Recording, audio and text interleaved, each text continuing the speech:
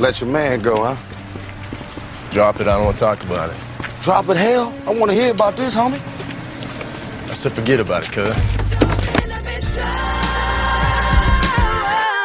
Let's go. Feel the rain on your skin. No one else can feel it for you. Only you can let it in.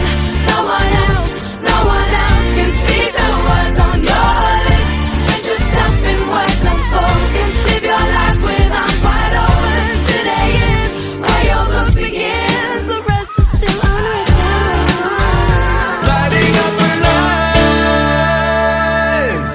Patio lanterns. Patio lanterns. Happy spring equinox, everyone, to all who celebrate. Oh. What a day. First day of spring, Curdy boy, you arrived just in time. Oh, I had no idea. Dude, a No lot's idea. happened since you've been gone. Time itself has changed. The whole season has changed. I have changed, I'm sure, in the process. But you're fresh from the Philippines. You're back in Penn City. How does it feel? How are you feeling, big guy? Yeah, the whole daylight savings time, last one ever, Yeah. potentially. And you missed it.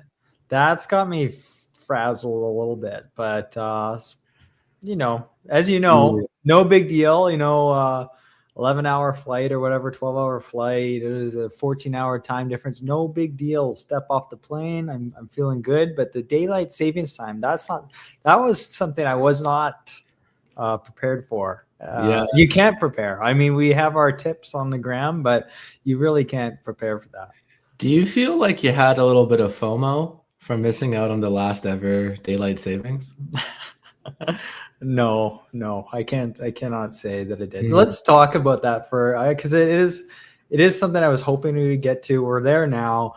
I all of a sudden, I don't know where I was. I was in the Philippines and I see a headline about permanent daylight savings time. And this was like hours before that it was going to kick in. And I'm wondering what the hell, why has this not come up before? What did we miss? Because this would be a leading topic on Patio Lanterns, the podcast, if we knew. And so what's the story? Yeah, we were totally blindsided, just out of nowhere. I can't believe they did this. David Eby, Justin Trudeau, and the global cabal got together and they thought to themselves, we're gonna control time. We're not gonna wait for the states to get on board. So what happened in the past was that BC had approved legislation to get rid of the time zone switching, but they were only going to do it in lockstep of Washington State, Oregon, and California. Exactly. And now they have changed their tune seemingly, and there's like, fuck it, we're not going to wait for these goons. We're just gonna send it, bud. So I think that's kind of what's going on in the background.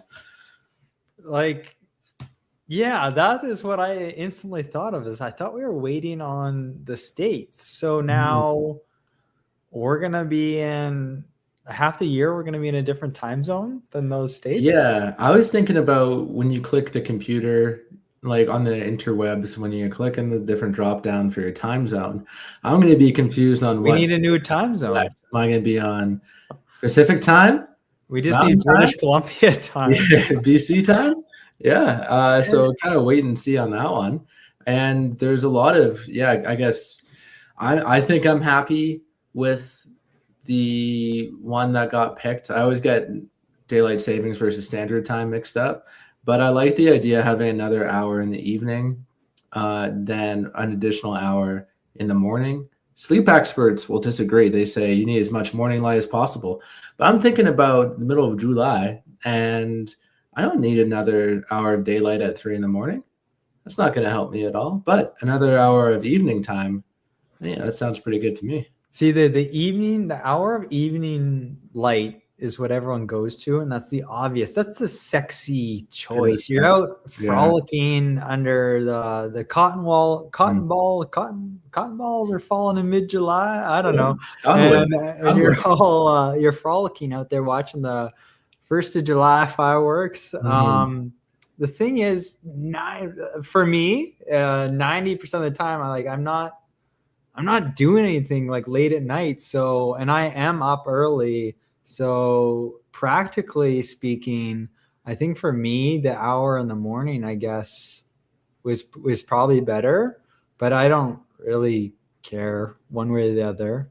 The other thing I was thinking of, so now none of the other provinces are doing this. Is that right? Or like, so Oh all of a God. sudden, some days of the year I'm going to be 3 hours ahead of Ontario, and It's the not other. in lockstep at all. I think Alberta is still doing the time zone switch, which makes it the most confusing, being our direct neighbor. I believe Saskatchewan and Manitoba no longer partake in this. Not sure about those eastern Not to provinces. mention some of those borderline BC towns that God, I don't even know what's going on. they In follow Creston. like Alberta. Creston and Cranbrook were on Mountain Time. Golden Alberta was time too, right? was too. Invermere was. So, yeah, what do they do? Are they just all tickety boo? Or I saw are they gonna something be about. I saw something. I don't know what that thing was, but it was related to time and it was related to those towns. What the result was, I couldn't say, but something I'm was too happening or flustered. not happening. I get Yeah. too flustered reading these things. It's daylight time, standard time. I don't know which one is which when they No, reference them in articles. I always just say daylight savings time. Like whenever we're talking about time change, I always just say daylight savings time. And I don't know either. But I don't know this. I think this makes things, well, definitely makes things more confusing. We'll see if we like it, I guess. I don't know. I think I'm happy that we're not switching anymore. Just get that consistency. It's I don't automatic know. though at this point. Like, yeah, I have to reset my oven and microwave, but otherwise it all just happens. Oh, it's chaos in the overnight. streets. You know how it is. Yeah. People can't handle it. They drive into ditches, head-on collisions. Yeah. They're late for work. Yeah. Okay, let's move on. So that's what's happening with time. Yeah, big. Yeah. How you been, buddy? Yeah, I feel like there's been a bit of a gap in my life without the pod for sure. Yeah. Got this built up podcasting Yeah, you had to energy. create your own Substack. Yeah, I created a Substack. Not sure if you had the chance to read it yet there, Blood, but I'm having fun writing. And the key thing is to not use ChatGPT, because what's the point of writing for something like Substack with ChatGPT? It doesn't make any sense. It's for fun. It's fun to flex those muscles. I was thinking the other day how we spend so much time in post-secondary school writing, and yeah, that's all out the window for me. So it's kind of fun to put that skill set to use and put some opinions out there, trying to create the social media or just media landscape that I want to be in. Patio Lanterns podcast is a big part of it, of course. Yeah, of course. And yeah, it kind of goes back to you. You know, you've always been big into creating stuff, memes, the like. And yeah, that's inspired me to not just be receiving content all the time. Like, it's nice to receive those brain rot reels, of course, but it feels a little different just to put stuff out there. Yeah, you could release your own brain rot in the form of text. Yeah. No, that's cool. Yeah, I find more and more I need these creative outlets, whatever they may be, whether it's as simple and stupid as creating memes or hopping on the podcast or whatever. So, or making some kind of edit. But no, I have not had a chance to read it. I don't know. I'm not going to give you a timeline, but yeah, I will check it out at some point for sure when I need a good night's sleep. Yeah, a little snoozer article to put you to bed. That's cool. Yeah, you want to talk Philippines real quick? Oh, not even real quick. I want to get in depth the details on your journey. I putting it out there. This is going to be a big Canada Shore episode. Ryan, big Canada Shore discussion coming up. I did not watch 10 hours of that show not to talk about it. So let's do the Philippines. Yeah, so I was on holiday, as some of you may have noticed. There was no podcast the last few weeks. I was in the Philippines.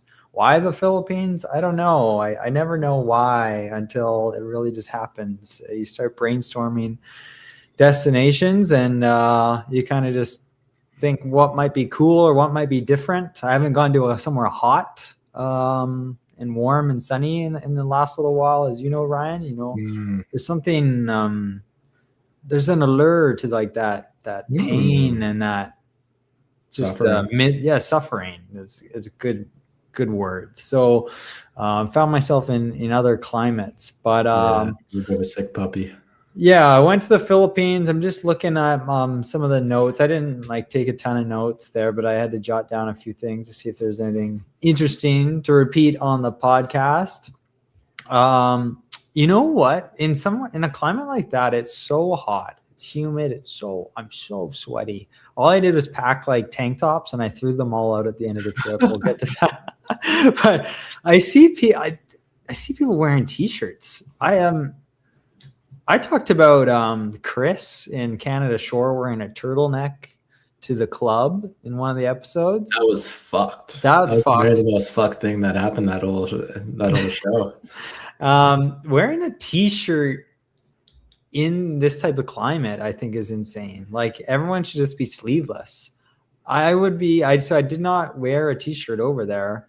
I saved a clean t-shirt just so I had a fresh one for the flight back. I saved it for 3 weeks in my bag, did not wear it. And so funny. I just wore waiting for this one moment. same dirty clothes over and over. And then 20-hour flights. This fresh, crisp t-shirt for this flight home. But yeah, wearing a t-shirt over there is actually insane. Like, I would be so sweaty. Like, my armpits get so sweaty. There's no point in wearing a t-shirt. You got to do tank tops or just topless, I guess. But tank tops or topless. Well, what did the locals wear? I don't know, t-shirts. No, actually there were a lot of tank tops. But probably a bunch of t-shirts too. I think that's what brought it up, was I was seeing too many t-shirts. I said, what are you doing with those t-shirts? There was so I flew into Manila, like major city, Philippines there. Is it the capital? I guess so. Sure. Flew into Manila, but basically got out of there right away, connected to a little town called Coron. And basically from there, you can't see if you're listening on the podcast, and you're also listening to this in the future.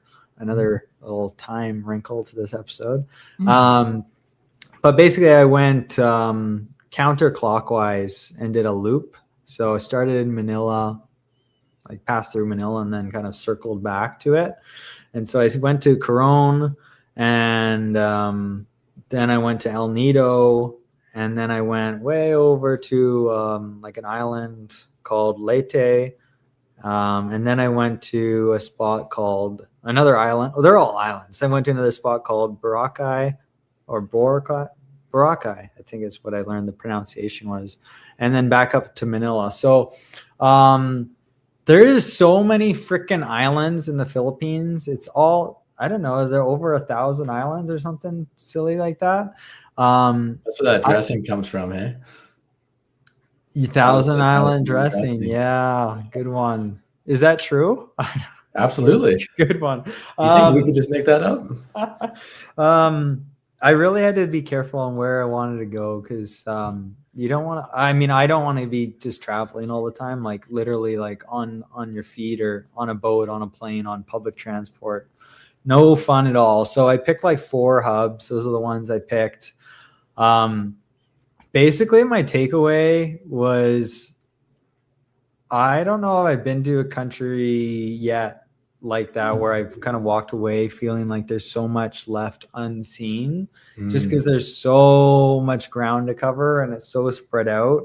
Like, I could have easily just gone, easily another 3, 6, 9 weeks, whatever, and done 4, 5, 10 other islands. Like, I had a list of places I might want to go, and I had to cross them out. Basically, I just had to focus on like what I thought was like really, what I was really prioritizing. And then as I was filling in some gaps, I was like, oh, what could I like squeeze in here? Because I really want to do like one more spot in these days. And that's kind of what led me to this last island called Boracay.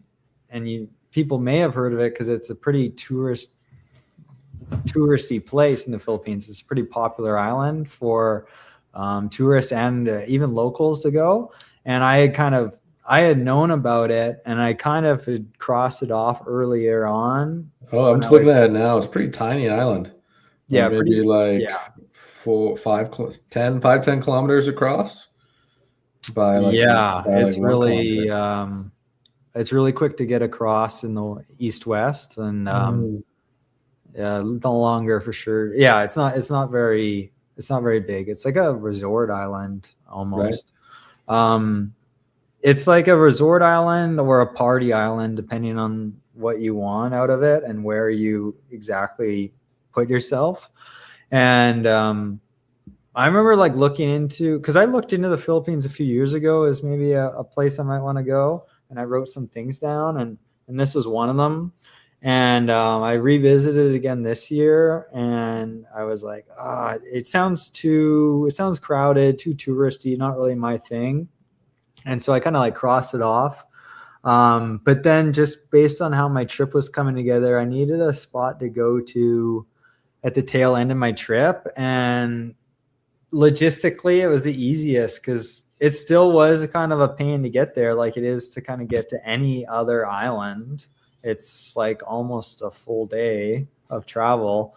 It's just other places I would have basically arrived to this other island and then had to leave right away, like the next day, or like had one day, and I wanted more than one day. So there were some other places I wanted to go to. It just didn't really make sense for me. So that's how I ended up there. But the planes, I'm just looking here. The plane loading really surprised me because all I heard was the Philippines I kept hearing comparisons to like Thailand, Vietnam and stuff, and how hard it was to get around in the Philippines and this and that. And in many ways that is true, like I just described, just because of the geography, you have to fly or take a ferry to get to these places. But for the most part, I was happily surprised about getting around because, I mean, everyone speaks pretty good English, so you can always kind of ask a question or find the right sign or whatever to get the place you want to go to. But like the plane travel, actually, I was maybe expecting like canceled flights, delayed flights. They would consistently load the plane early, like early boarding, earlier than what your boarding pass showed. And they would leave early. Like, I don't know if you're not on the plane, see ya, but they would board early. Like, I had to be careful because I'd be like spending sometimes multiple hours in an airport just because that's how it worked out. And I would think I'd have plenty of time to kind of sit near my gate. Because if I'm going to be in an airport for a while, I might wander around, or I might go to a quieter end of the airport or whatever. And I would like come back to my gate like really early, even still before the boarding time. And I'd see people like lining up boarding the plane or lining up to board the plane or whatever. Yeah, you gotta like, keep it on your toes, huh? Yeah. So because I could see you being a couple airport beers deep, and then you gotta set up your tab at the bar. I don't even know. Yeah. They weren't. I don't even know if they were selling beers at these airports. Whoa. Yeah, some of these little airports, I'm sure they sold some beers, but no, that wasn't happening over there. But it was really good, honestly, because it'd be often like early. The flights would be early and early to land. It was awesome.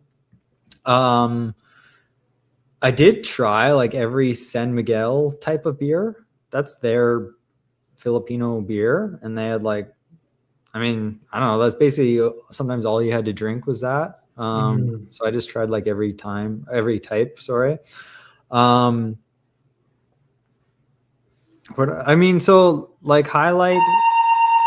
Oh, what the hell? Fire! There's the fire false alarm. Oh, I better listen to this one. Hold on. This is Community Fire Prevention. We will now be conducting a test of the fire alarm system. I repeat. Okay, fire alarm test. So this might be annoying for the listeners who are gonna. Okay. Wow. This I don't. If you get blasted, they didn't give me. I don't think they gave me. and I could just ramble, or Oh, I could we do that. could try and take a little break. What do you think? I'll just mute myself. Okay. Oh, All right, I guess I'll start rambling. Can you hear me still, Kurt? Oh, I don't know. It's over. I don't know. I don't know how frequently they do it. yeah. I don't know if they gave me a heads up. Like sometimes, I don't know. They do a monthly test, or I guess maybe, but I don't know. Yeah. I don't read my Strata emails, so Who maybe I does? should start reading those. But I don't know. Just highlights, because there is some other stuff we have to get to. But let's see. Coron, where I said I started, small little town. Not like a ton to do there. Like you're in this like beautiful destination. Surprisingly, no beaches. I'm like, huh? Like there were no beaches there. Very weird. It's If you're just not, rock, like, or cliffy. yeah, it's just water. It's just town and then water. Okay. Yeah. Just, I went there. I mean, because it's on the way, but also because it's known for its like shipwreck diving. So did some. Oh, oh, I don't know how long. Oh, we got a guest on the pod here. Oh my god, that's so classic. Yeah, we'll do the ad read for today's ep while we're waiting here. This episode is brought to you by J. Benedict Cleaning Services. If they're still in business, that's probably the best cleaning service you could get in Kelowna. Yeah, by far. Incredible guys. They've been active, like more active in the past 6 months, 3 months than the past like year or two. Like they went quiet. We thought Jay Benedict had died or they'd just gone out of business, but if you go on their account, you'll see some recent Instagram posts. Oh, thank God. I don't know. I think they were celebrating St. Patty's Day with green vacuums or something. I don't know. I don't know. The green Dawn soap, dish soap. Hey, back to the Philippines now that you're live. Yeah, I gotta be quick because I don't know. He just repeated Yeah. the same message that they're doing a fire test. So I feel like the listeners got to know, as you're jumping around here, what kind of accommodations are you in? Are you meeting people along the way? Is it solo traveling? Yeah. Please detail. Yeah, what would constantly come up? You should bring your girlfriend next time. You should. Hey. You should bring like this would What be a like fucking knife in me, hey? This would be the locals saying it, or tour guides or whatever. Big smile, the friendliest people ever. Hey, next time bring your girlfriend, bring your wife, and your happy kids. Bring the whole family, they would say to me. I would say, yeah. Yeah. They're at home right now. They're at home. I left them at home this time, but I'll for sure bring them. Absolutely, partner. Yeah, I went alone. Yeah, and I went totally alone. So no like group expedition, group G Adventures tour, anything like that. This place just felt like it was better suited to go solo, and as opposed to like a group tour. So I just hopped around on my own, and yeah, I haven't spent so much time planning a trip either. It reminded me of why I've done like group stuff in the past. Like it's so nice just to book something and just have it all figured out. Sure, you're locked in somewhat. I spent hours like just brainstorming, planning, booking multiple flights and hotels and looking into like tours and things to do and diving. And I, to an extent, I like some of that, like, because you kind of get excited. Oh, look at all this cool shit. It gets old real fast. It gets old after like hour 4 of like planning and like, come on. So I just crammed it in like basically the whole year up until I left. So like 6 weeks or whatever it was of 2026 planning it. But solo accommodations, just like different like hotels, which range from like smaller boutique hotels, and then just the way I laid it out, I had some nicer ones in the last couple stays, especially in Boracay, which was like the touristy island. I had a nice like little, it was kind of like being in Mexico again. It was like a nice little resort hotel. They had like shaving lotion for me so I could keep my cheeks smooth, my face cheeks, to be clear. Yes. So that was good. Yeah, I mean, as far as meeting people, you meet people on like the odd like day tour type thing or diving for sure. So I met some people. The biggest thing for as far as like meeting people and like a highlight of the trip was this expedition I did, which I would recommend to anyone going to the Philippines. It seems silly not to do it almost, but if between Coron and El Nido, you can take an expedition. You can go in either direction. You can go El Nido to Coron or vice versa. I went Coron down to El Nido. And so if you just want to normally travel between these two places, they both have airports. Otherwise, people just ferry, which I don't know, it takes over 3 hours. I heard someone say it took them like 6 hours, even though it's supposed to be a 3-hour ferry. But you might as well do this expedition, and there's multiple companies that do it.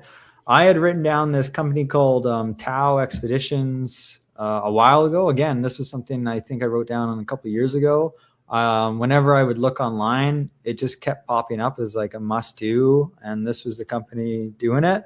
And I didn't know a ton about it, other than it looked like they were doing some island hopping, looked like snorkeling was a big thing.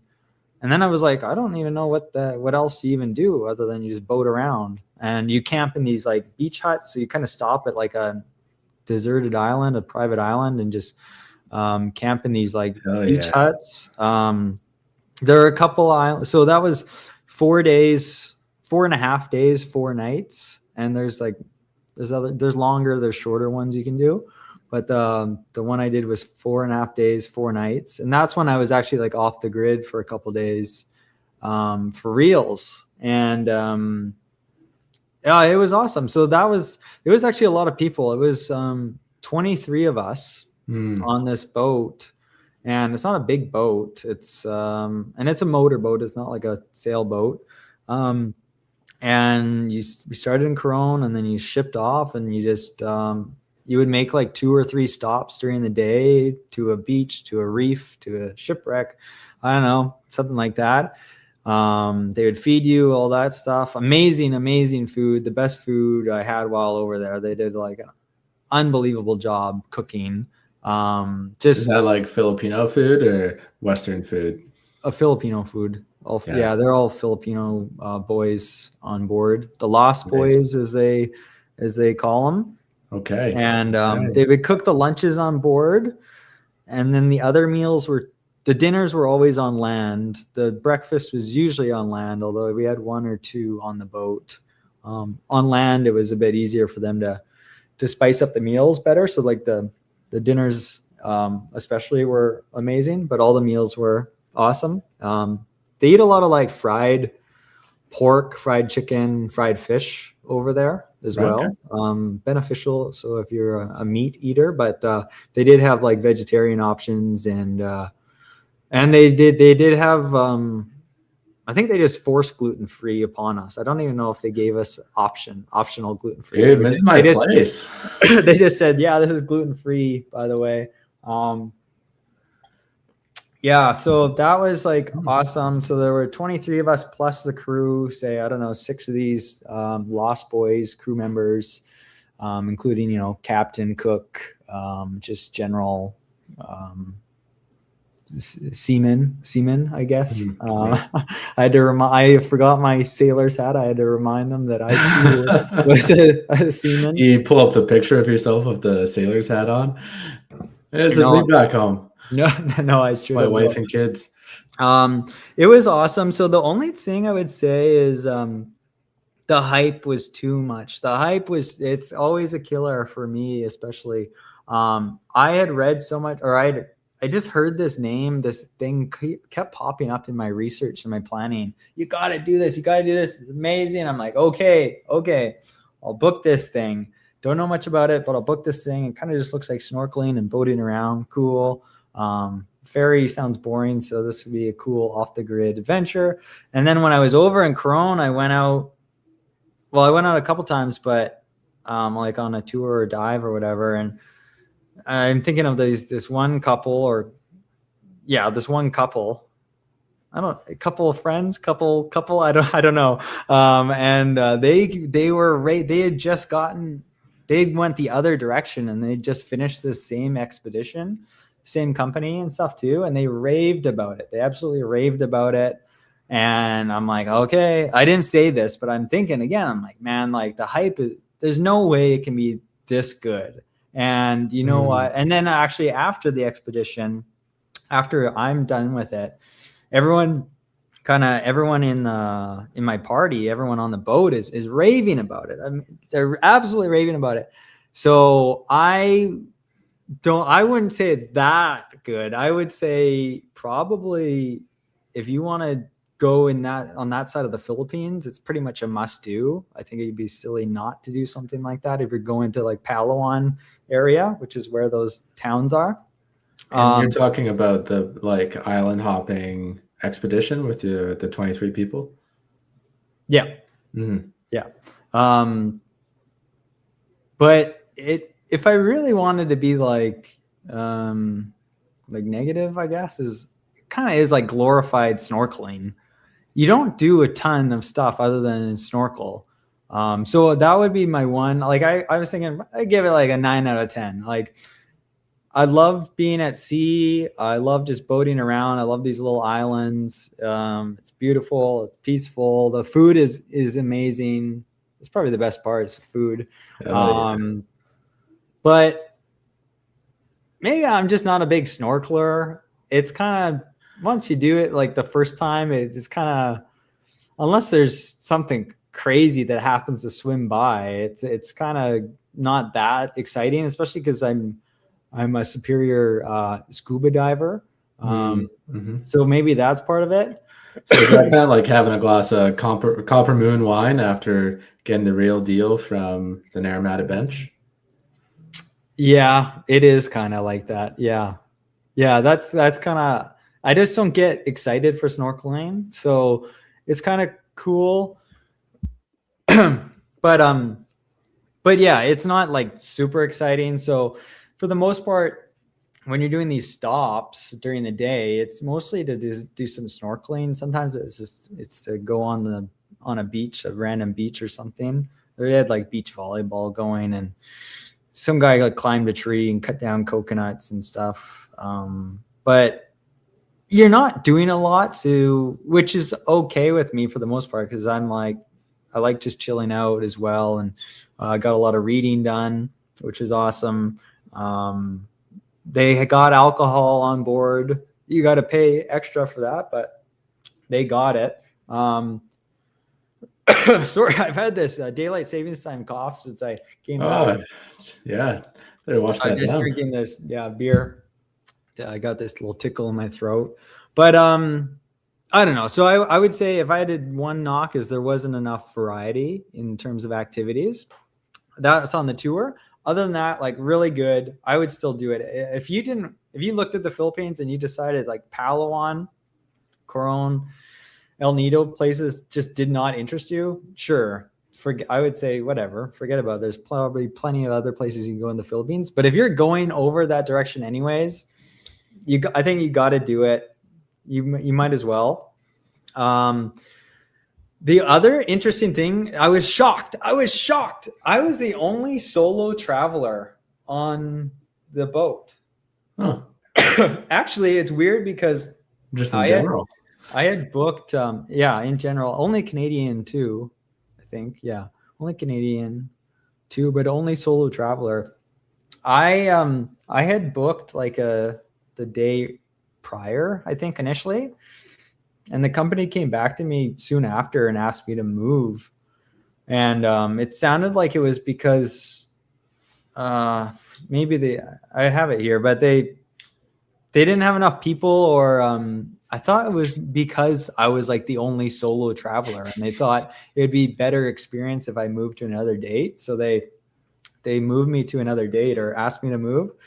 So I did, but then I was just the only solo traveler anyways. And when I was thinking about reflecting back on this, like there's a couple of things that made it a bit harder for me. Like I'm not like a social guy, obviously, anyways. But like I compare that to some other experiences I've had like within a group, and the best example is like my Bali trip where I did like a group tour for half of it, and there were I think 9 of us total.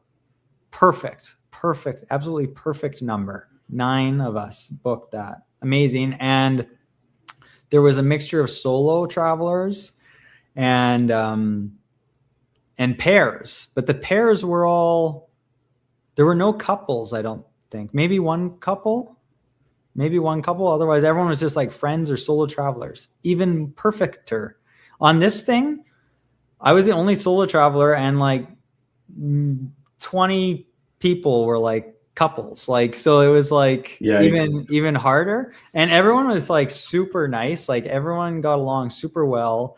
It basically became like 19 young-ish people, including me, and then like a foursome, which were like a group of friends, 2 couples, and they were quite a bit older, so they kind of like naturally kind of like hung out on their own a lot. Yeah.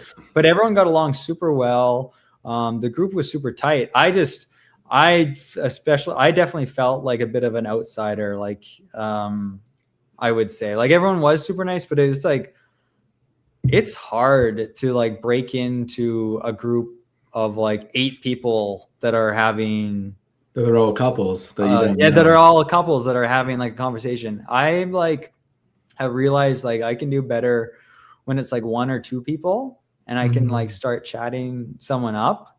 But when it's like large numbers of people, which is like unavoidable because there were 23 people on this boat rather than say 9, it was hard. And then when it's a couple, it's like now there's like 2 people that are like constantly like tied to the hip as well. I just found it hard like socially to break in, but again, I'm not like a social person anyway, so it's like whatever. Like I'd be happy if I was totally like on my own, isolated, and didn't talk to anyone. But I think that would have elevated the experience, and I think that's kind of what everyone else got, and why they raved about it so much is because they had like a different connection than me. They were super nice, and like we did stuff together and stuff, but I'd still felt like a little bit of the oddball there. Otherwise, really good.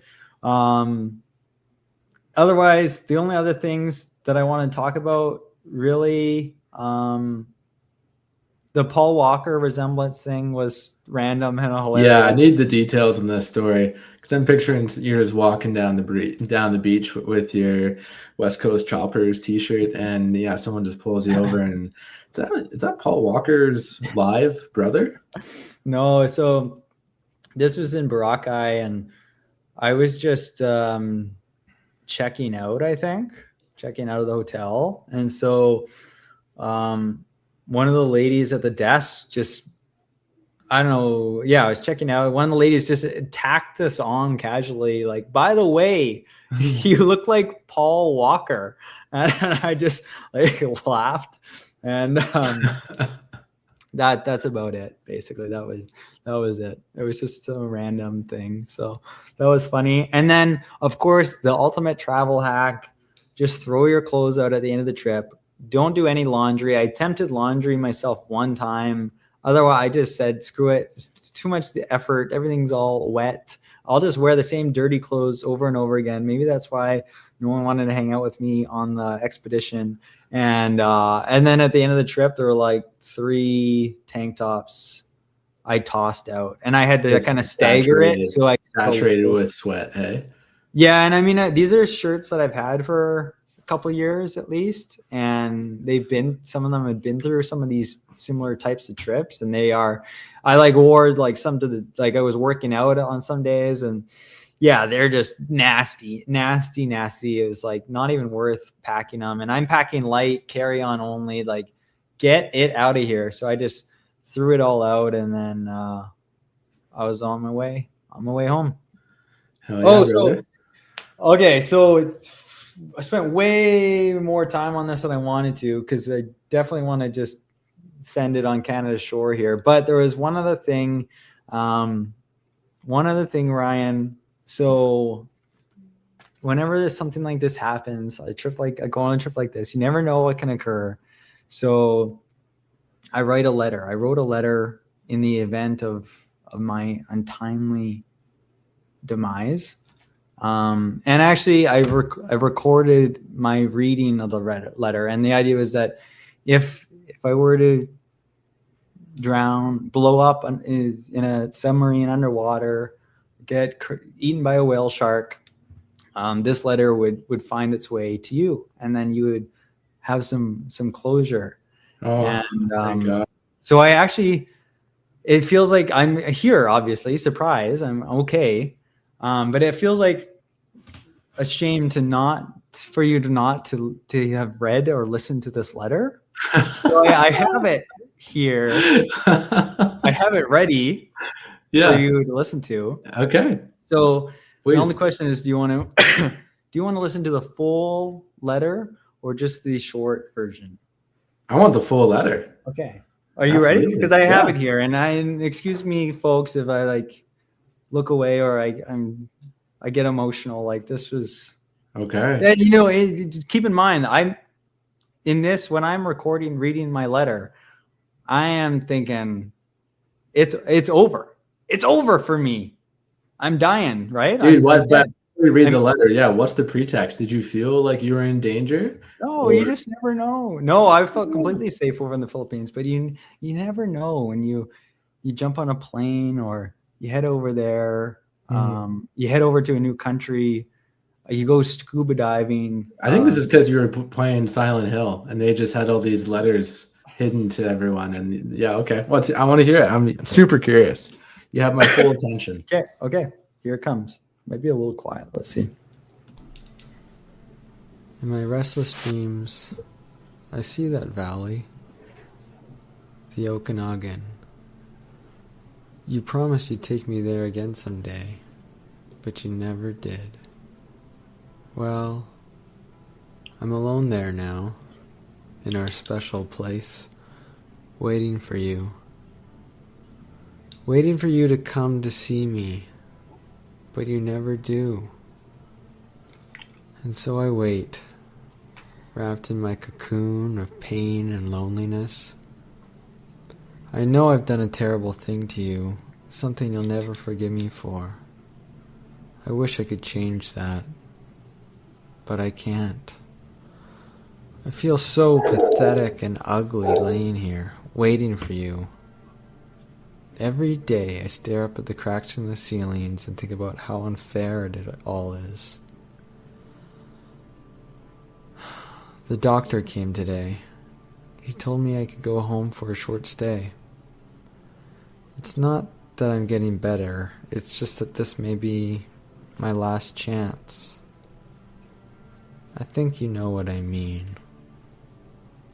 Even so, I'm glad to be coming home. I've missed you terribly. But I'm afraid, Ryan. I'm afraid you don't really want me to come home. Whenever you come see me, I can tell how hard it is on you. I don't know if you hate me or pity me, or maybe I just disgust you. I'm sorry about that. When I first learned that I was going to die, I just didn't want to accept it. I was so angry all the time, and I struck out at everyone I loved most, especially you, Ryan. That's why I understand if you do hate me. But I want you to know this, Ryan. I'll always love you. Even though our life together had to end like this, I still wouldn't trade it for the world. We had some wonderful years together. Well, this letter has gone on too long, so I'll say goodbye. I told the nurse to give this to you after I'm gone. That means that as you read this, I'm already dead. I can't tell you to remember me, but I can't bear for you to forget me.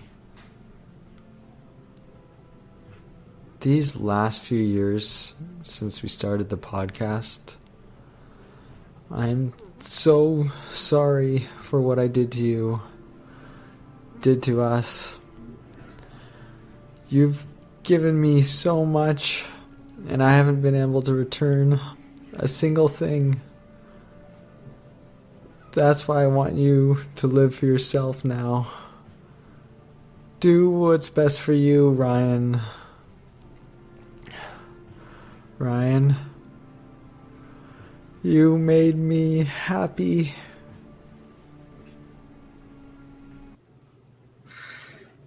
And yeah, that's it. So you can see I was pretty emotional and vulnerable writing and reading that letter. Wow, I'm just so touched that you put that all together into a letter and have that waiting in case of your untimely demise. Like, I'm still also impressed that you wrote all that. Like, that was cinematic letter. That's incredible.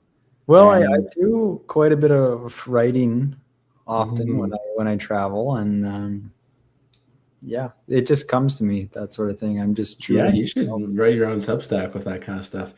What was the you're forgiven, Kurt. Don't you worry. We'll go to our special place very soon. And yeah, I won't forget about you. Thank you, Ryan. I'm glad you got to hear that. Okay, I'm recovered. Let's jump into the main event, Canada Shore. Did you do your homework, Ryan? Well, I haven't exactly watched episode 10 yet. Gotcha. Yeah, let's get to it, bud. I got a lot of notes here. Okay, so to see your face in case you hadn't watched it all. We finished off last episode where Kurt was ripping me a new one for not finishing episode 5. So today we're going to cover episodes 6 through 10. Well, 5. We never did 5. I thought it was a kind of like a filler episode. I didn't write any notes for 5. Oh yeah, I was like, Bauer, just pick a girl, bro. These people, they're the exclusive, or they're not exclusive. Just figure it out. Okay, this is what I wanted. This is what it came up, and I want to put this seed inside of you again. I brought this up last time. That line about only being in that house for 5 days. And now this is a while ago for me. So I think from Lila. And this line comes out about, we've only been here for 5 days or something along those lines. And I just said, they were there for Canada Day. They were there, which is July 1st, Korean folks. They were there for Rib Fest, July 4th through 6th. And then at this point in time, when she's saying that, we're past that. So I, again, planted the doubt that they are living in that house every single day for 1 month. And I just we're going to revisit that because there is something shocking that happens again. But I just wanted to pull that from episode 5. I don't remember catching anything in particular about that. So I'm curious to see what you picked up. I was certainly, had that in the back of my mind. Are they just hanging out on weekends? Is it continuous like they kind of alluded to be? I don't know, but it's episode 6. So let's get to it. They go to the ranch, and that was the big episode. This ranch, not that far off the beaten track. But I can't help but feeling like there was a missed opportunity to do some real cowboy shit. So, they get them out there. The big deal is really that they're all useless. Most of them are useless. They're, ew, what's that? What's that? Like, so most of the episode is just people like Emmy or Chris just reacting to life on the ranch and being too good for it. But we had a couple of Shoresies that really stepped up there. Bauer and Kiara really got to have their moment in the sunshine. up there Oh on the yeah, on horseback. ride around. It looked very romantic. I liked what I saw there. Yeah, they took it up very naturally. I could see them having a ranch together at this point in the shore life. And other than that, I couldn't help but feel like this episode was a little bit of a filler. Like I just felt like, yeah, again, maybe missed opportunities for stuff to do on the ranch. Like I think me and you, Kurt, could have showed them what's up, how to live that cowboy lifestyle. And like they could have gone as a group on horseback on a destination and back, for example. They could have done a way more actual ranch work. Yeah, there could have been a lot of different things Yeah, it was involved. it's kind of like half-baked idea. Yeah. Put them in that ranch scenario, but then have them just shovel poop, basically. Yeah. And the only other note for that episode was that I can't get over Lila eating. Whenever the camera pans to Lila eating stuff, it's like watching a toddler. Mm. She's eating wings, and she's Yeah. just stuffing them in her little mug. There's sauce. What is she saying? everywhere. Like to Chris, like you gotta sauce them up, and she is. It was just over the top. I couldn't be in the same room as that. It's just I can't wait to see how that reflects in your rankings later. Yeah, absolutely. It comes through in my rankings, and it happens in every episode after that. Like the camera kind of just pans to Lila eating, and she just kind of like it's a lot. That knows episode, what a fork and knife are. No, I mean they make a big point of it. She makes a big point of it, saying that she is like a messy eater. I kind of forget what was happening, but I just had noted like earlier, I think before the ranch, Bauer wanted to sit down with Kiera and talk about their relationship, and he just took her out there and like mumbled his way through it, and it just made things worse. Yeah, like as often those like let's go talk conversations go on this show, as they just make things worse and more confusing. Bauer's let's go talk conversations are peak TV. Like he's got all this stuff that he wants to talk about, and then he'll come through and set aside time or pull her aside and then not say what he wants to say. The execution is lacking. I liked the poop stuff. So I think the funniest part, like it was just a little thing, was just them talking about wiping Chris's ass. They were sitting around the fire or something, and he said something like, "I don't even wipe my own ass." And then I don't know, Ethan or someone said like, or Lila said she would do it. And then they were just joking about that. The biggest disappointment, absolute disappointment at the end of this episode, Bauer has a bright idea to take a bag of shit back from the ranch for a poop prank on the girls. And I don't really know how he got it back without it smelling. It looks like he like triple bagged it, but he takes poop and he calls it the poop operation, or I did at least. And Ethan, distracted the ladies in the kitchen or whatever, or just made sure they stayed there while this is before they were to go out to the club. And Bauer goes into their bathroom and like puts his horse shit in their toilet with like some toilet paper and makes it look like someone just dropped a huge bomb in there. And I'm thinking, okay, finally some peak comedy from Canada Shore. And Riley decides on this episode just to stay in and not go out with the crew. So this whole poop operation absolutely goes nowhere. I'm hoping for the biggest drama yet. I want to see fists flying. Who took a bucket? Who took a shit in the girls' bathroom? And instead, at the very end of the episode or early the next one, I don't know, Riley walks in there and says, "Ew, what are these girls eating?" And it's never brought up again. It just talks about it. Complete disappointment. I was so bummed. Yeah, I was waiting for like Bauer to say something to the gals, to be like, "Oh yeah, like how's everyone shits this morning?" or something like that.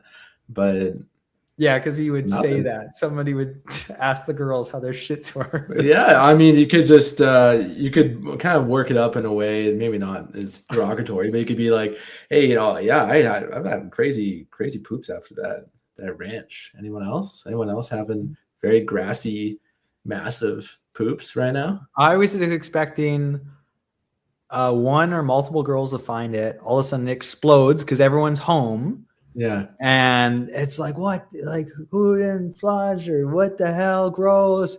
And that guy shedding. Yeah, the guys would be laughing and stuff. Instead, Riley Yeah. finds it alone, and then it's just never Flushes talked it. about. So the poop failure in my mind. Mm. So yeah, episode 6, bit of a disappointment. Bit of a disappointment, bit of a filler up. Episode 7 gets juicy for sure. I was waiting this whole time to see which winery was going to bite the bullet and host everyone, because I'm just imagining the producers of this show reaching out to all these wineries and be like, "Oh, will you take them? Will you be okay with the film crew there?" Because I just can't help but think about what a double-edged sword it would be to have Canada Shore at your winery. If you're a place like Mission Hill, it would be a major downgrade. Like, your customer base would be like, "What the fuck are you doing letting these people here?" Yeah. So I was excited to see who it was, and Friend came through, our only lakefront winery, and yeah, they hosted them. What can I say? They split up the gang in this episode. The gals plus Chris went to Friend, and the boys went to work for some reason, picking up golf balls. Like, that was just like such a make busy work project. Yeah, they do Like, that. they super last minute. Like, I just feel like something must have fallen through for them to have them You just think so? manually pick up golf balls. It doesn't make any sense. Like, that's I not don't a know. fun work project. They They could have just had wanted- them being cart boys selling beer out on the golf course. They could have done like a lot of more fun things that's more typical of the shore than just manually picking up golf balls. But of course, the guys have more fun doing that anyway. They have more fun, and I'd rather have been with them just picking up golf balls than with the squad over at Friend that just completely fell apart.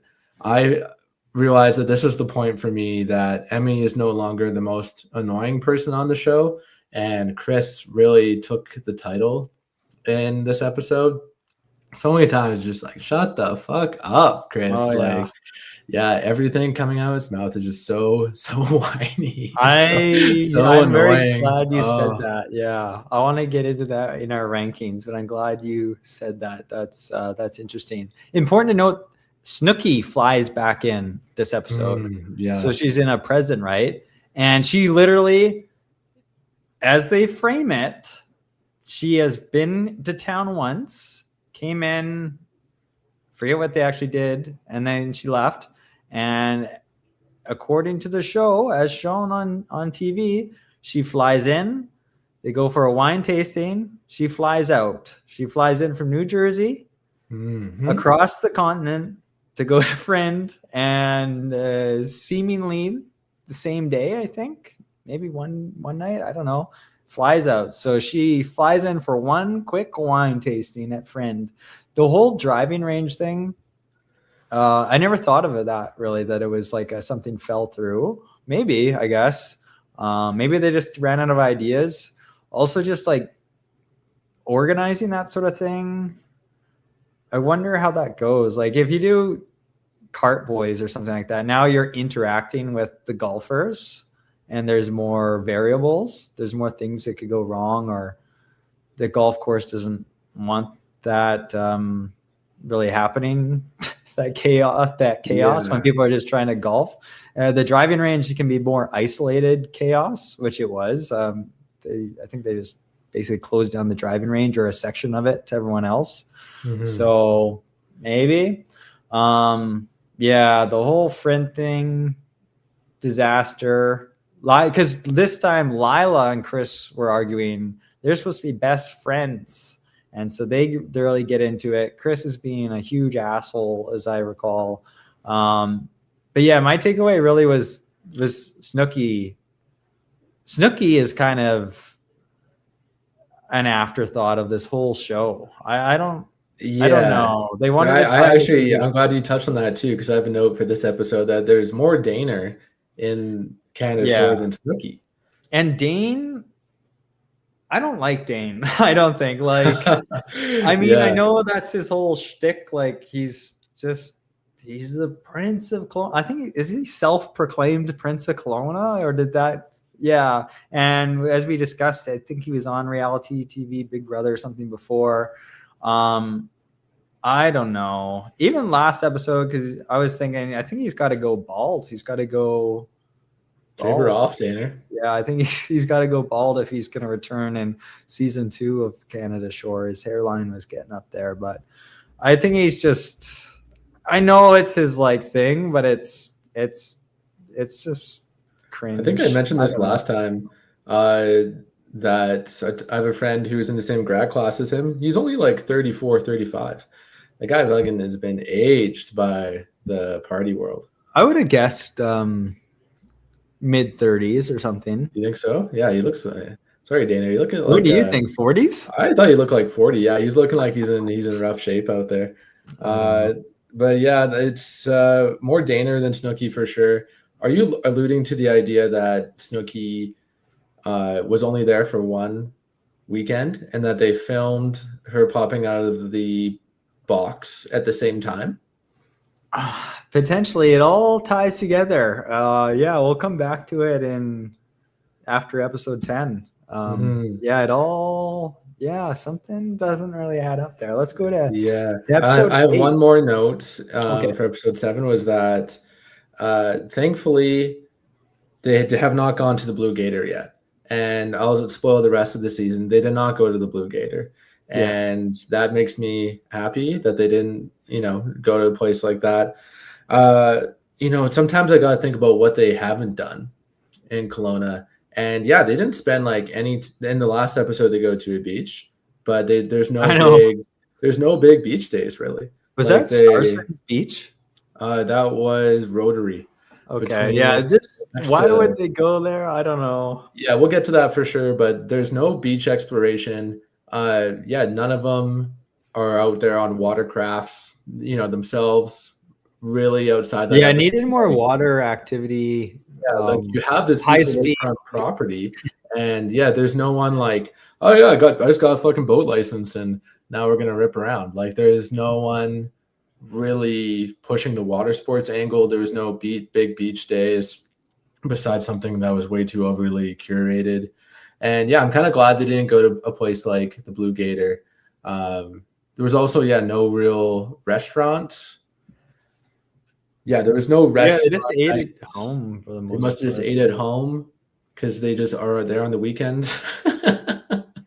And also, as far as a winery experience goes, I was expecting a wine tour for sure. I thought they were going to it would have been super fun to see them in one of the classic buses that rips around to 6 or so wineries. They had the right size crew, and it could have been great to watch them throughout the day, like kind of ramp it up. Even like a tour of a single winery, like more. Yeah. I mean, they kind of try to do something at Friend, but maybe a more of an in-depth one. And I could maybe see why the wineries, I guess I'm kind of talking myself out of it, why they might not want to do that, but just to have them sit through a cellar tasting and tour, and they would just be getting hammered. I don't know. I think that would have been funny. So a couple of missed opportunities there, but let's move on to episode 7. What do you got?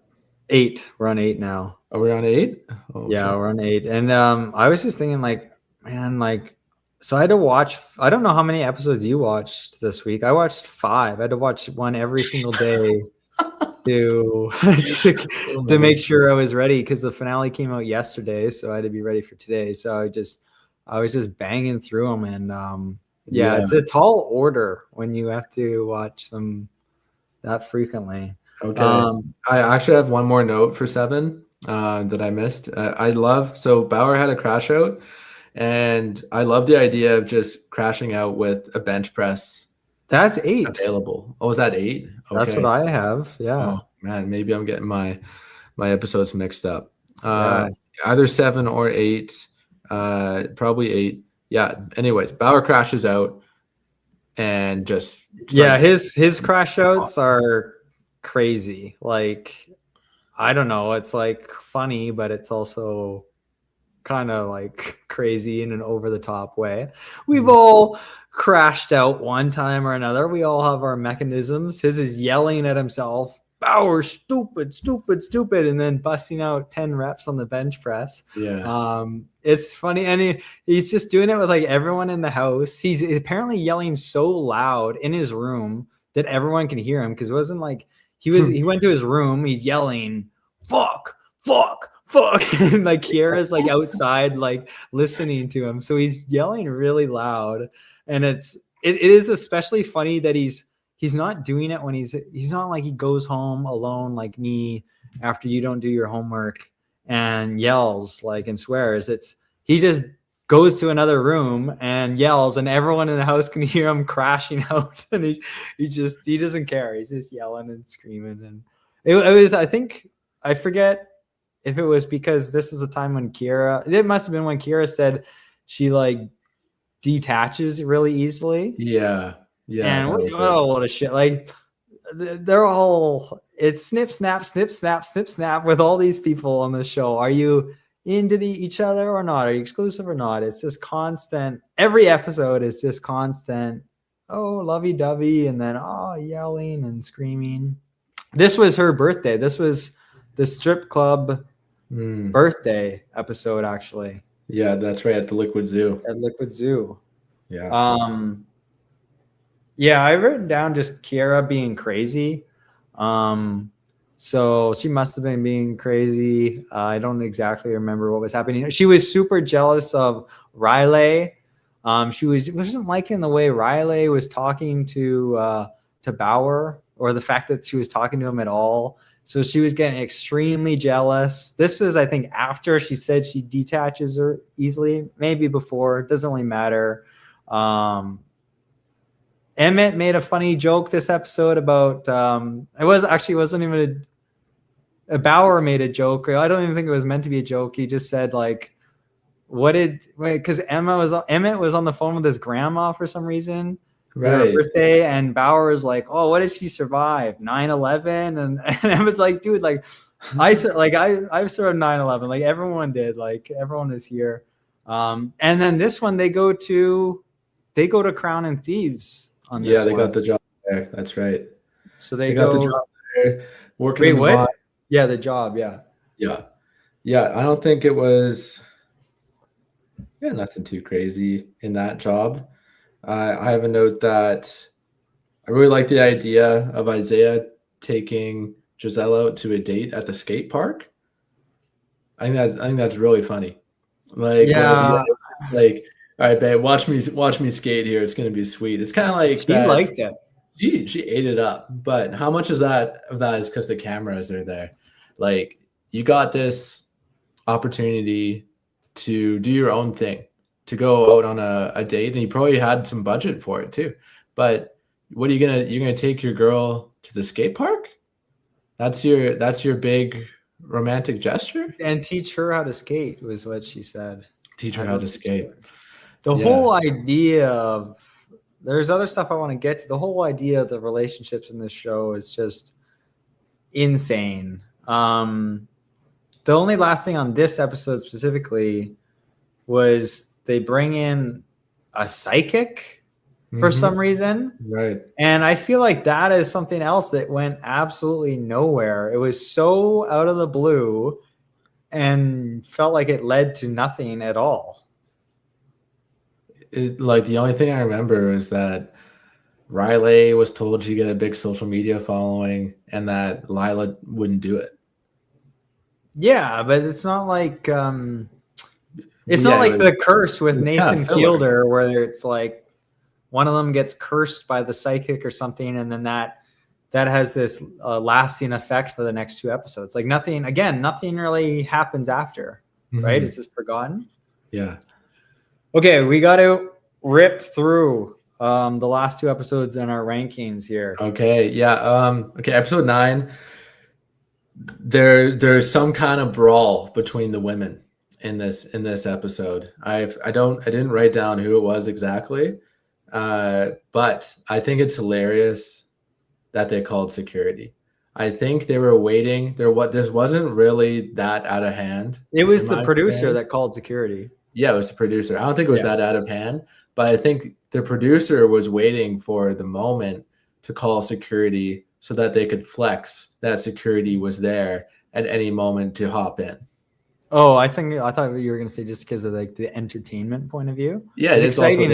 entertainment. Yeah, security, break them up, Yeah. and everyone's like, okay, get in there, go, go, go. I think it was the closest they came to like getting physical because was it Lila and Riley or something it was like Giselle, Riley, Lila or something maybe. Yeah, I think it was Lila because Chris went to go rally the troops because he's a little bitch and couldn't stand up for himself anymore. So he got Lila to get in there.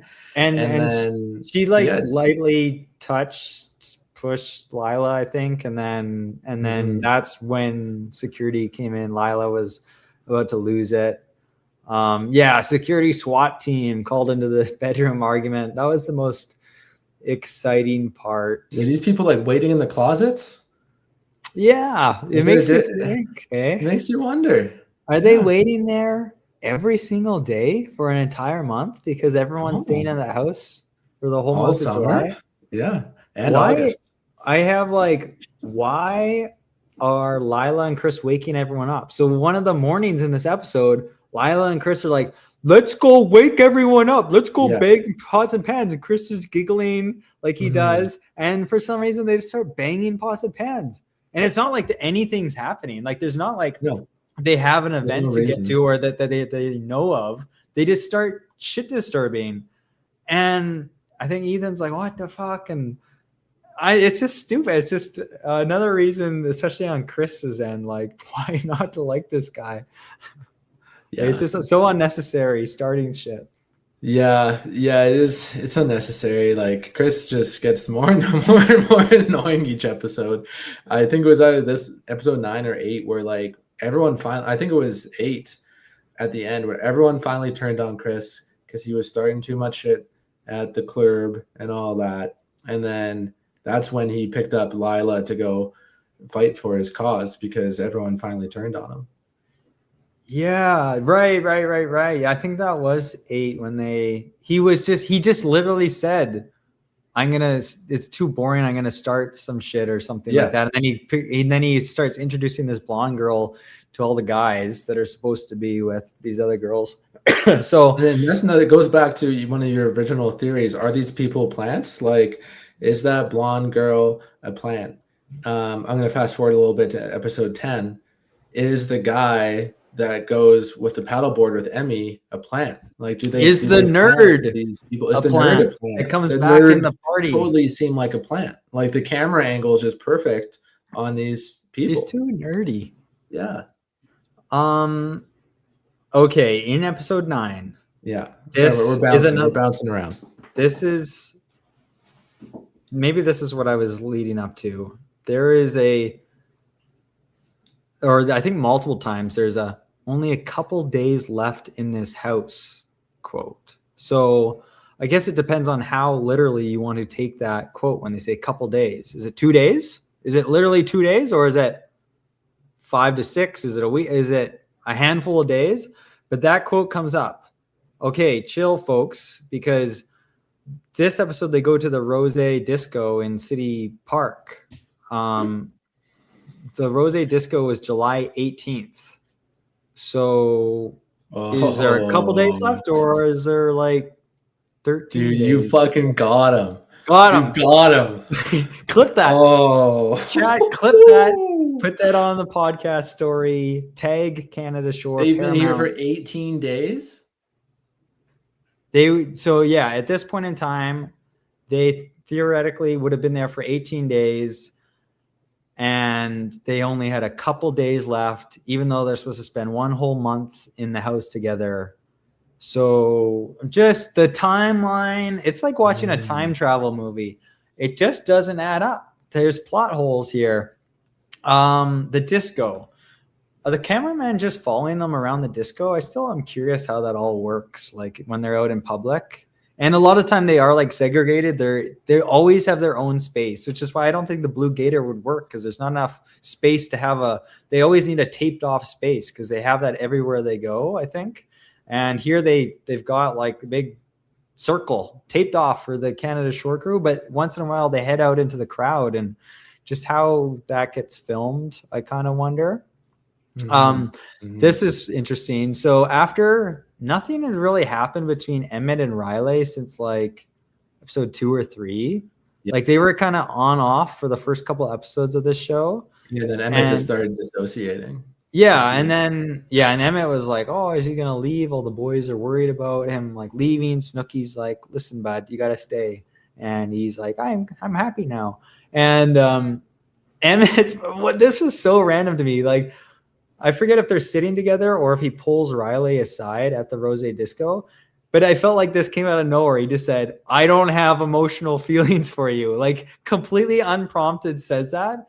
And then I think she says something like, "Oh, like that's like rough," or something like that. But it was so random, and like, you're right. Like, oh, that was like uncalled for. Because like in the context of watching it, I assume that it's been 2 months, and maybe there's something backburning.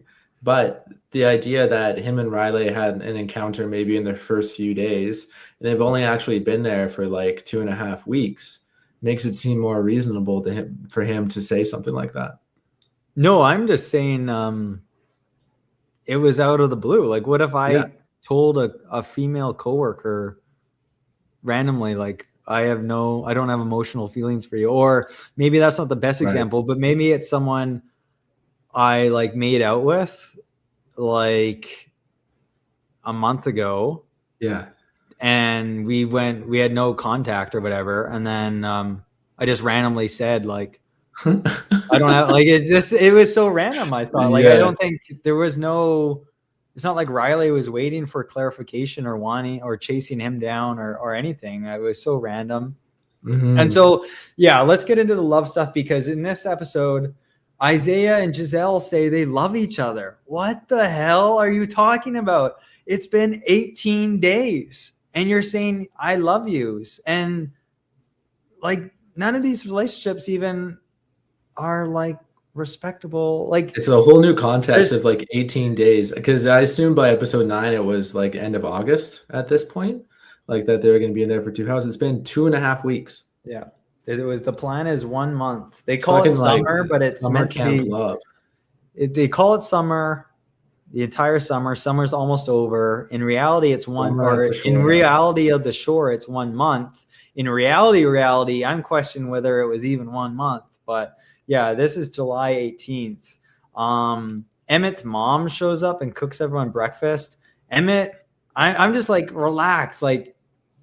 Based on the earlier line, like you have like 1 more day in this house. You can go see your mom like tomorrow. Like why is it such a big deal? Like you're going to see your mom in a couple days apparently, because you're only a couple days away from going home. Yeah. Cause they really like, you're telling me that a grown ass man can't be away from his mama for 3 weeks. I know it's like, they're really like, I guess if they're making it seem like it did stretch the whole month by sprinkling in an Emmett's mom visit. Yeah, I was like, well, like whatever. Everyone's loving it. Episode 9, we gotta talk about Snooki's Zoom call.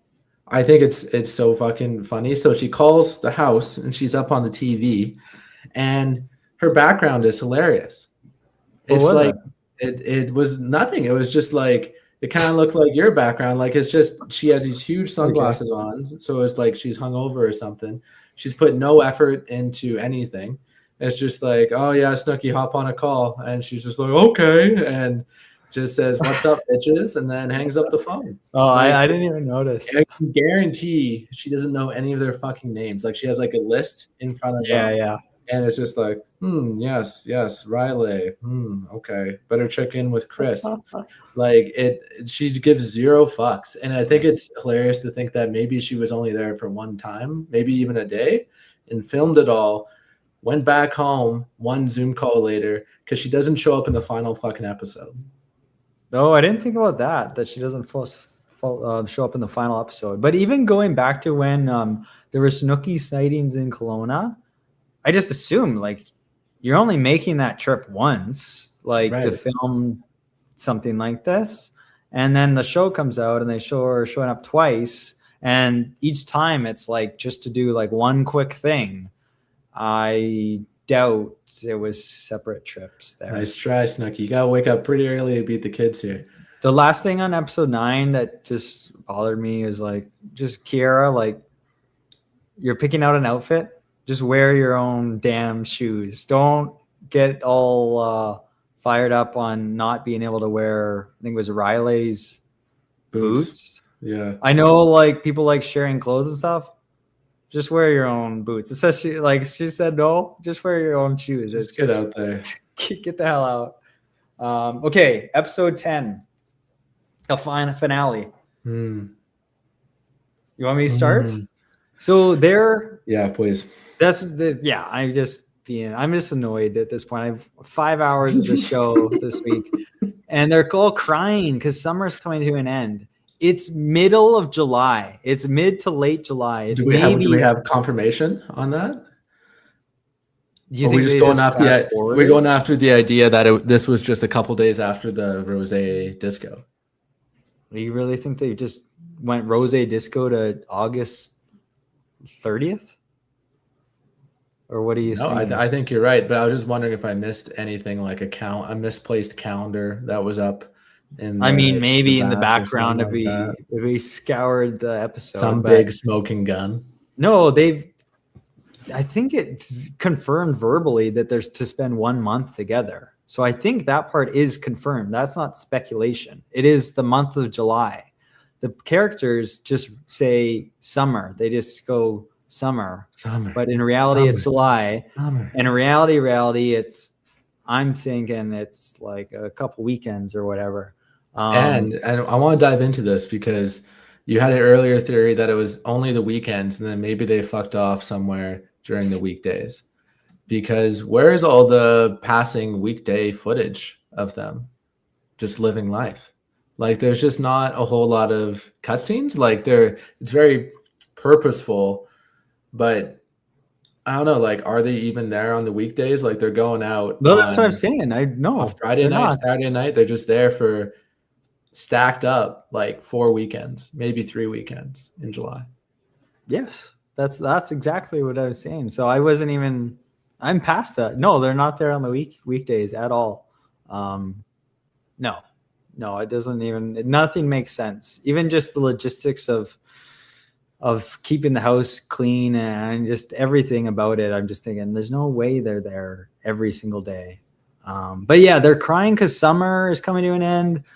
Listen, guys, it's July. You spent the whole time yelling at each other. Why are you getting so emotional? You guys hate each other. Again,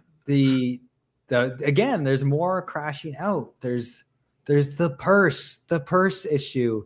Emmy is pissed because Kiara wrecked her purse.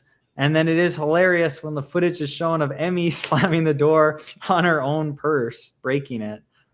Which I thought was pretty funny. Yeah, it was like, I think someone else like Emmett called her out. Like, this is just like a $4 purse. Like, this is just a piece of trash. Oh, it doesn't matter. It doesn't. I'd be pissed if you broke my $4 purse. Like, it's not yours to break. I suppose. But But if it's cheap, I feel like I wouldn't care. I'd be like, I paid $3 for that. Oh, just break all my $4 things then, Ryan. Like, feel free to stop. Some people can't afford your $50 purses and outfit. Like, come on. Like, it's just being respectful of other people's property. Nah, dude, I'm just hating on Emmy because it's like she was so annoying the first couple episodes, and then somehow maybe the camera edited out her annoyingness for 5 or 6 episodes, and then she brought it back up. She brought it back up for the final episode just so everyone could go crazy.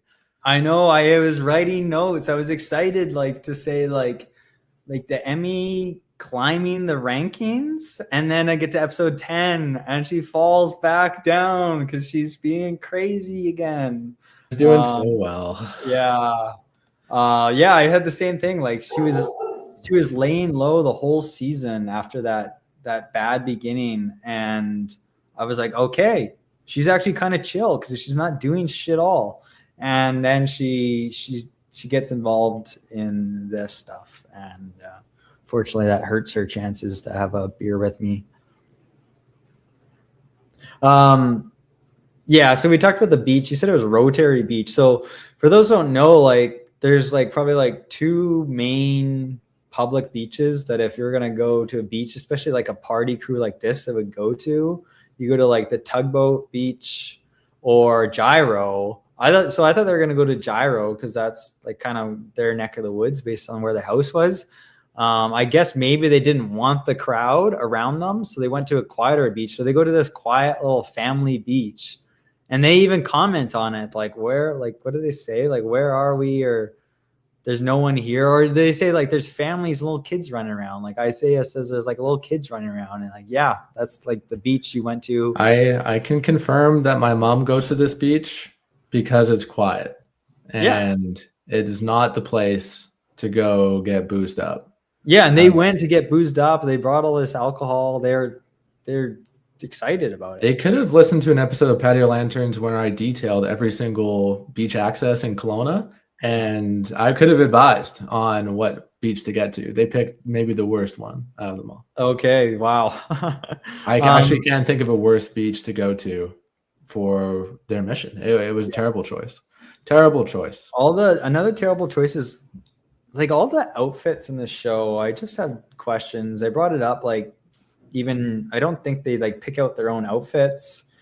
In this case, like all the guys wear pants to the beach. Oh, it just got really bright behind me, but they all wear pants to the beach, which was bizarre in the peak summer of Kelowna. That was weird.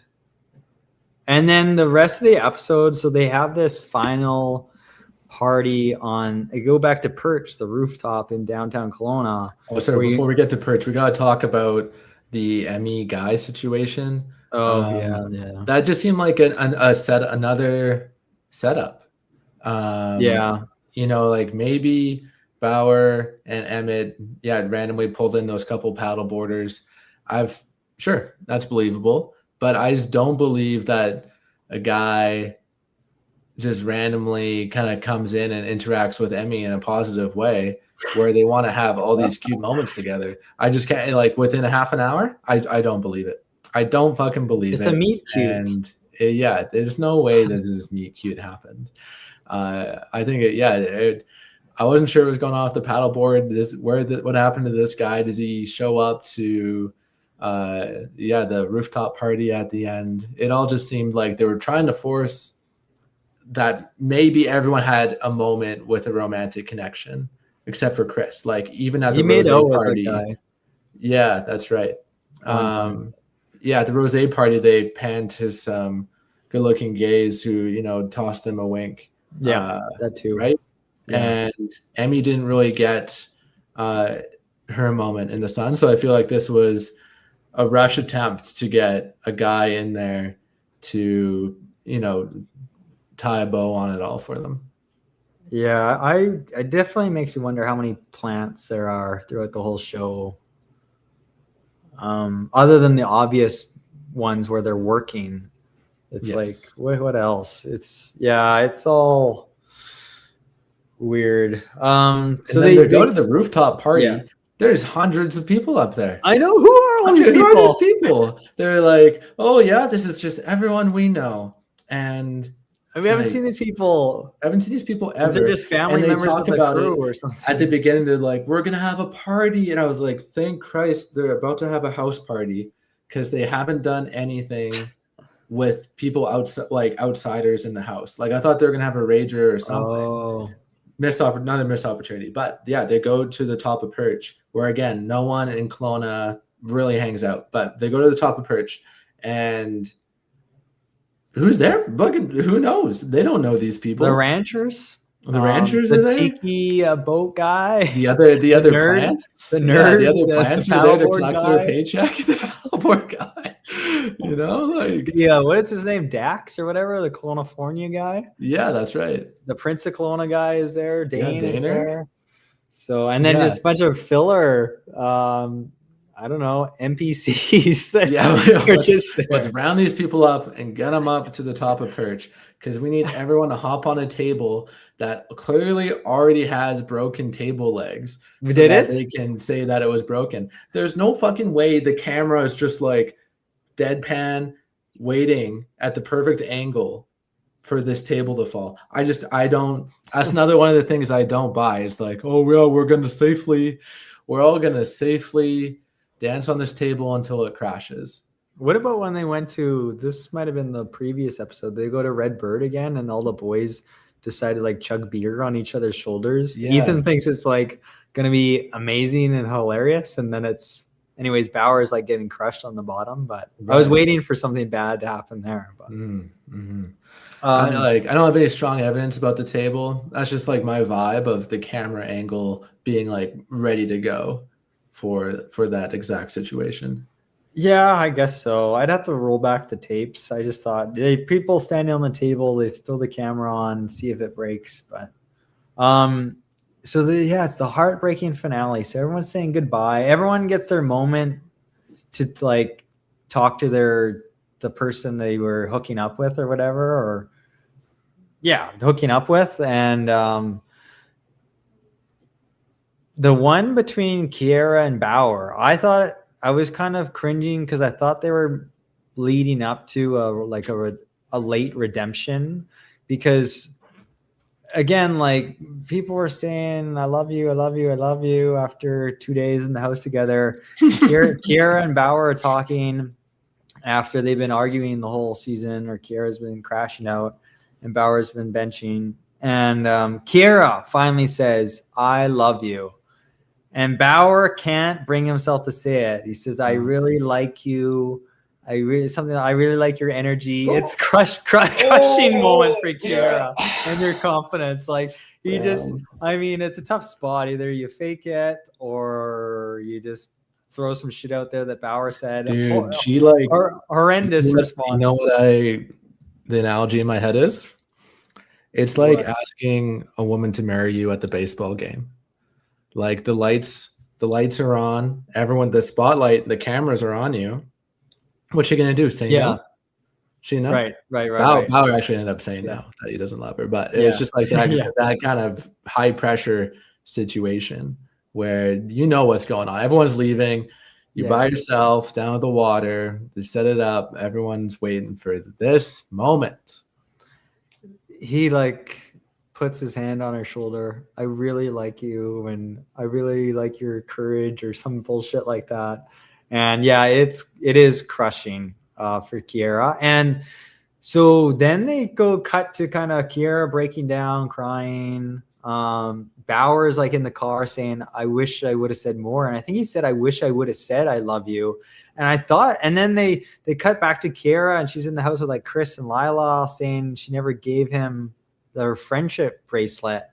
So I thought, and I was hoping they didn't, but I thought they were going to show like a late Bauer coming back to the house, or some other meeting at the airport. And then I thought for sure they were pumping his tires to turn this thing around. And I was like, no, I don't want that crap. And I'm actually so glad it ended on a heartbreaker where it was like, nope, that's just like an unhappy ending. I felt like whoever was in the cab with Bauer or the limo was pushing to kind of make that happen, to have a more dramatic turnaround. They left Kiera there for more time in case he wanted to turn around.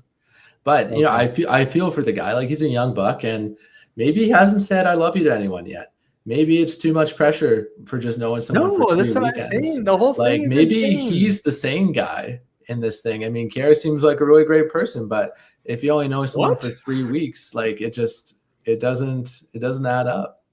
No, I don't think Kiera seems. All these people are batshit insane, but especially the girls, I think. But no, there's no one should be saying I love you. It's crazy that all these people are saying I love you. And even if their relationship was, even this was like a tame show on the Family Channel or whatever, and they were legitimately loving each other, it would be crazy. But these people are constantly bickering, arguing, yelling, throwing things, completely toxic environment. And yet I love you, Giselle. I love you, Isaiah. I love you, Bauer. Like, it is Yeah, okay. crazy. Let's hone in on the Ethan Lila situationship. He was horny at the Yeah, end. dude, this dude's horned up for sure. Yeah, tears of Um, frustration by how horny he was by that last episode. I want to use. I want to Yeah. go to the jungle. Like, poor guy. That Oh, one went quiet for a while too. Kind of like the yeah. way Emmy went quiet. Well, actually, it's kind of like how Emmett and Riley went quiet. That one went quiet between those two, and they were just kind of buddies. And he just decided to ramp things back up at the beach. Wanted to get some action, and to an extent, I guess, yeah, they had some fun, but they never went to the jungle. Hmm.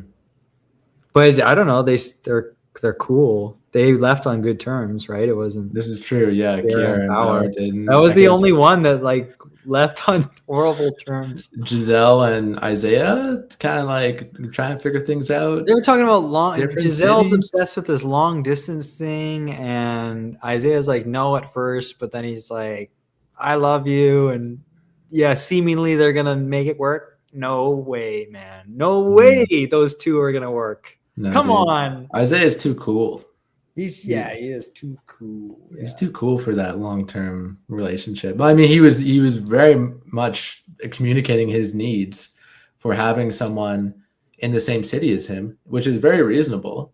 And the rest of the house just totally shit on that. So it's like, yeah, a lot of social pressure to keep this thing going. I don't think he really wants to. No, I don't think he wants to, and yeah, it just goes back to like this. It's too short a time, and it was never even smooth going. So it's like, what are you guys talking about? I love you, long-term relationship. Like, get Well, I the think- hell out of there. It circles back to he's not trying to impress her. His first date, he takes her to the skate park. Like, he's not trying Do we to know set- that was his idea? I guess she said something Yeah. like he was gonna take me or whatever. I guess I don't know. There's But like yeah. a billion other better date ideas if you really want to lock someone in. I don't think he was Yeah. really trying. No, like he absolutely does not scream relationship material. He screams the exact opposite. Like you Yeah. can't be more clear. It's yeah, you can't just look at this guy. Like, and actually I don't even hate him. Like I kind of liked him in the end because he just stayed out of the chaos for the most part. But does this seem like a guy that's ready to hunker down with a nice lady? Yeah, No, not I really. don't think so, Giselle. Nice try. I don't know. So Nice try. Do we get to our rankings? Or we at the beginning? Was this even last episode? Maybe 2 episodes ago, we talked about our ranking for most to least likely to have a beer with, and there's some movement on my list. yeah. So first, before we get there, I didn't really rank them that way the first time, but I'm going to keep that mindset in mind this time because I think my list shuffles up depending on how you frame the question. But it just quick recap. Old rankings, Randy, you had Bauer, Ethan, Isaiah, Emmett, Chris for the guys, then Kiera, Giselle, Riley, Lila, Emmy. I had Emmett, Bauer, Ethan, Isaiah, Chris, and then Key, Lila, Giselle, Riley, Emmy. So yeah, it's gonna be. Let's just go. Both do our number ones, and then maybe we keep the guys and girls separate again. Yeah, my number one's Ethan for sure. Yeah, I and feel like he'd be the most fun to have a beer with. He kept a level head out there. He was a peacekeeper. He's having fun no matter what's going on. And yeah, I feel like he'd be a great guy to have a fucking beer with. Hell yeah, Ethan. yeah, and I have a really tough time with this list, but I have Ethan as well, number one as well. I think he was chill. He was like really the mediator. He was staying out of the arguments for the most part, other than to help some others, and he seems like a pretty chill dude. So Pretty chill. And I labeled him as the most Kelowna like out of anyone at the Shore House. And 10 episodes later, I stand by that. Like, no one else really embodied too much of the Kelowna energy. But I think Ethan could be there. Like, if you had told me he grew up in Kelowna, I could have believed that. Yeah, I guess so. I don't know. I guess it basically would be like Ethan or Bauer probably for me, but yeah. Mhm. Okay, so my guy list, from most at least, want to have a beer with. Yeah, Ethan number 1, Isaiah number 2, Bauer number 3, Emmett number 4, Chris number 5. Oh, And I thought Chris, we were gonna go one by one, but that's oh, okay. that's all right, dog. Chris, hard last place, just overall. I think out of the whole shore house. Agreed. Hard agreed. Yeah, that was my takeaway early on. Is Chris, I think, is the worst of everyone on the entire show. Completely insufferable. I would lose my mind living in a house with this guy. One of us would end up dead. Absolutely horrible person. I hate him so much. Yeah, not a whole lot of redeeming qualities. Emmett, I think, yeah, he didn't want to be there. And his hats, I think, are weird. He's bald. I liked all the bald jokes. He was like, Bauer was always like, one last bald rub. And yeah, that's funny. But fucking weird hats. Weird hats as a fellow bald guy. I wanted bald solidarity, but seeing those hats just make me not want to have a beer with you, buddy. Yeah, I would we're mostly, how would I do it? I don't know. I would go Bauer number 2 for sure. Not Isaiah. So Emmett I had number 1, but he's dropped. He went kind of quiet and he went all loner on me, which is cool, but can't have 2 of them in the same house. So Ethan, then Bauer for me, and then I would probably do Emmett still. I'll probably still do Emmett, and that's why I say, like, depending on how you frame the question, my list I think almost completely changes. So it kind of is hard for me to put Isaiah 4 after watching the whole season, but still he's just he's 4, and then Chris is by far last. He sucks. Dead last. This dude sucks. Yeah.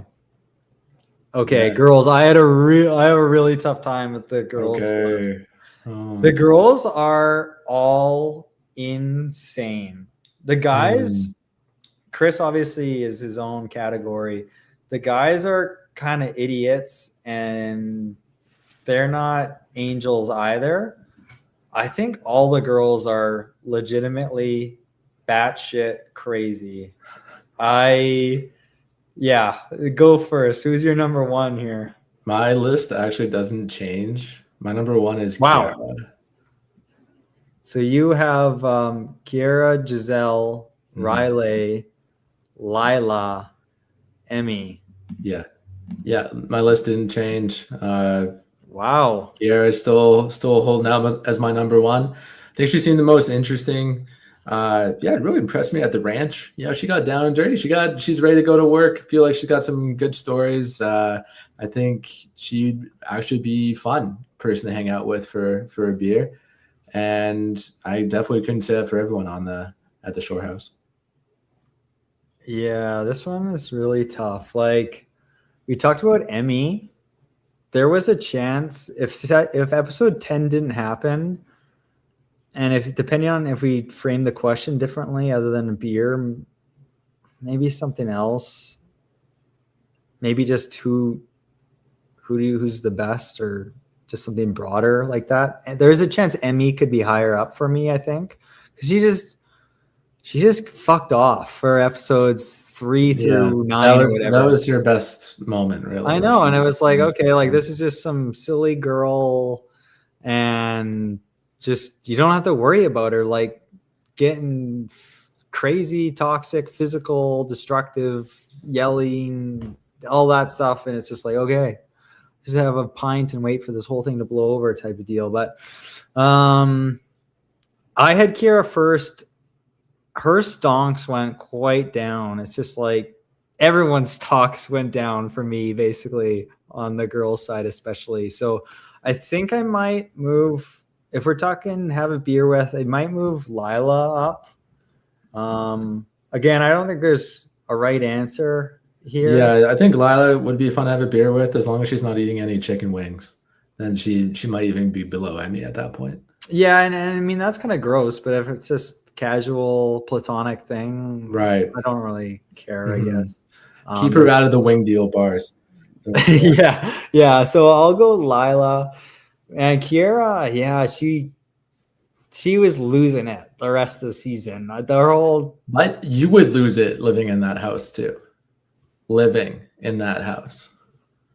Chris and Emmy and Lila, I view as the ones just consistently starting shit. And just being in there Kiara all was of it would off be- her rocker after we did our first rankings. I thought she was constantly on and off with Bauer, so jealous, petty. It was tiring for sure. And then I wasn't unhappy that Bauer shut her down at the end. It was kind of funny. To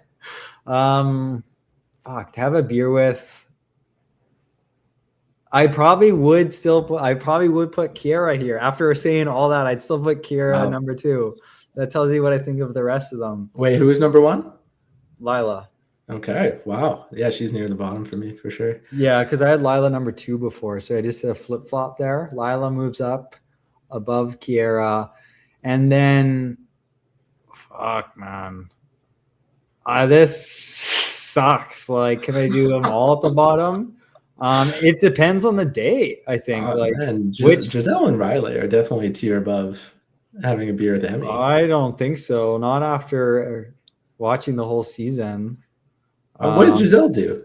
She was like a peacekeeper for most of it. What? Did you watch episodes like 8 and 9? Yeah, well, did you see what Chris was starting all that shit? Yeah, I don't blame Giselle nearly that much for what happened in episode 8 and 9. Yeah, still, and the whole everything about it, still going back to the premature I love yous and pushing the long distance thing after they've gone to Ribfest together and now they're in love. We had such a nice night. Yeah, well, she's gonna profess her love to me after a beer at the bar. I'd be like, what? I don't. You like that though? Yeah, I do. I would like to be chased and chased hard like that. Mm-hmm. I don't know. I never, and the Jamaican accent, it just bothered me because all of a sudden I would forget she's Jamaican, and then all of a sudden it would come in hard. And I'm like, what is going on? At times I thought she was faking it, but then I was like, no, I guess this is legitimately how she sounds. Like, what am I? Is it just coming out in when she speaks for longer or in certain words, or am I just missing it? It got like a heavier accent when she was angrier. Yeah. I guess I would just leave it the same, but I don't feel good about it. And leaving it the same as going Giselle, Riley, Emmy, I do not feel good at all about that order, but no way I can figure that feels good. I don't want to go for a beer with any of these people. I'm surprised Lila's your number 1. Yeah, a bit of a shocker for me. She seems the easiest just to hang out with she's more of a I don't know how to say it, like a bro in that way. Is she a guy's girl? A guy's girl? Oh. Yeah. Apparently it's quite the insult these days. Okay, well, good thing she doesn't listen to this podcast. Yeah, I don't know. She seems like the most chill in that way. Like, I don't know. Yeah. That's final rankings. There you go. Lila, Key, Giselle, Riley, Emmy. Yeah, that's it. Yeah, and then for me, I got Kiera, Giselle, Riley, Lila, Emmy. Yeah.